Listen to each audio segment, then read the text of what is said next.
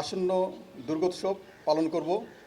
এখানে কোনো ধরনের বিশৃঙ্খলা, কোনো ধরনের অপতৎপরতা কোনো সুযোগ নাই। ঢাকেশ্বরী মন্দির, এখান থেকে আমরা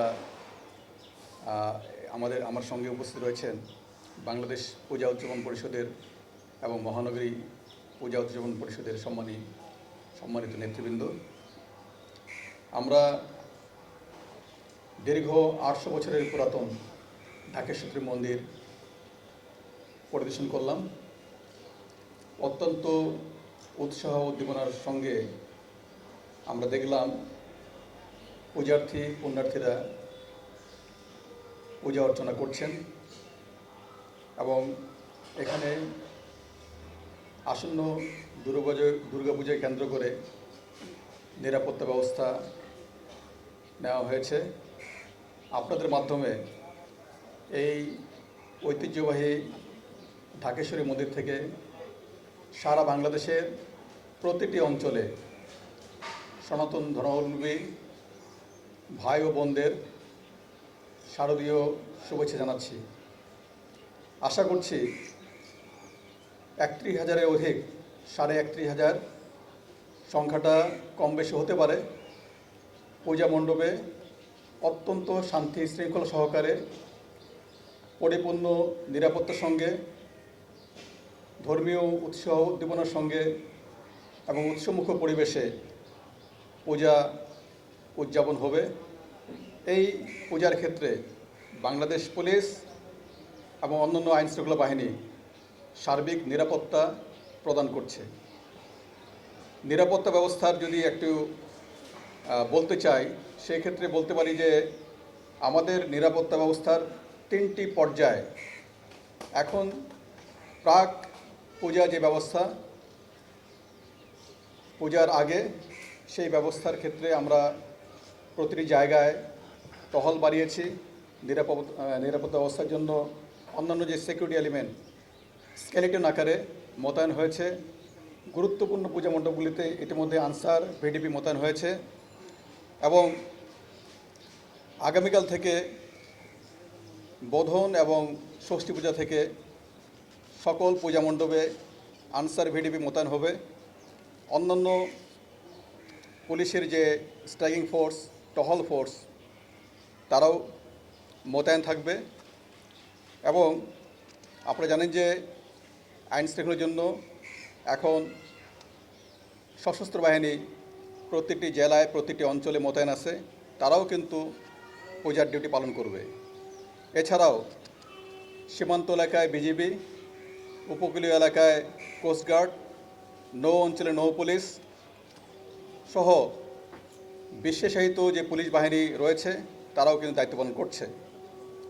আমরা যে কোনো জায়গায়, যে কোনো পূজা মণ্ডপে যদি কেউ শান্তি শৃঙ্খলা বিঘ্ন ঘটায়, যদি কেউ অপতৎপর চালায়, সেই ক্ষেত্রে তাৎক্ষণিক দ্রুত ব্যবস্থা নেওয়া হবে। এবং আমাদের মোবাইল টিম সহ স্ট্রাইকিং ফোর্স তারা সব জায়গায় কাছাকাছি দূরত্বে রয়েছে। প্রতিটি পূজা মণ্ডপে পর্যাপ্ত সংখ্যক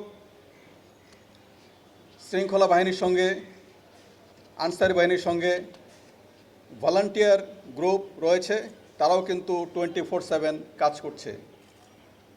সুতরাং কোথাও কোনো ধরনের বিশৃঙ্খলা, অপতৎপরতার কোনো সুযোগ নাই।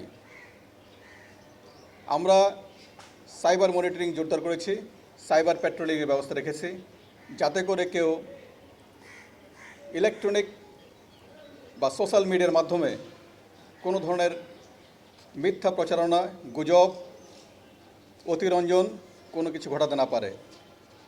আপনাদেরকে আশ্বস্ত করতে চাই, আমাদের 999 সহ তথ্য, যে কোনো কিছু সংবাদ দ্রুত পৌঁছানো এবং সেই সংবাদের ক্ষেত্রে পুলিশি ব্যবস্থা, আইনশৃঙ্খলা বাহিনী ব্যবস্থা সেটা আমরা যেন নিতে পারি, সেটা কিন্তু চালু আছে।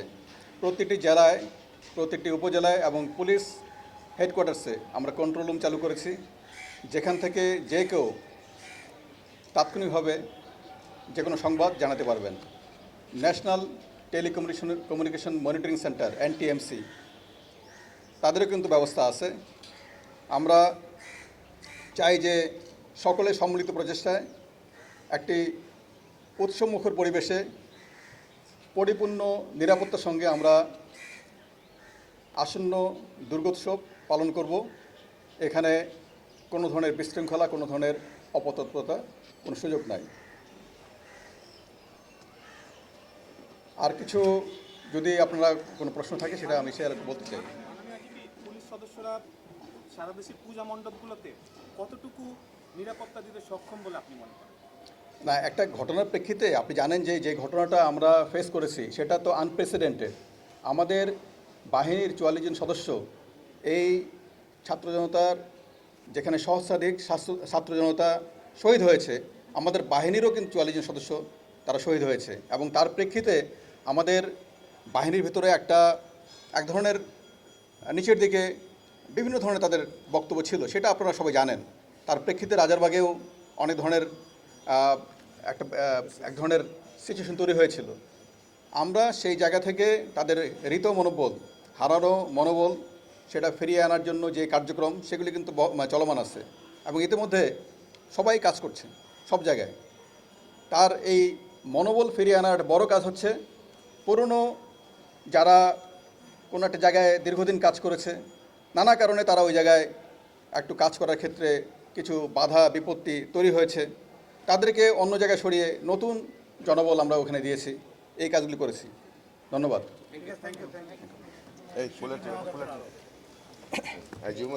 আমাদের পক্ষ থেকে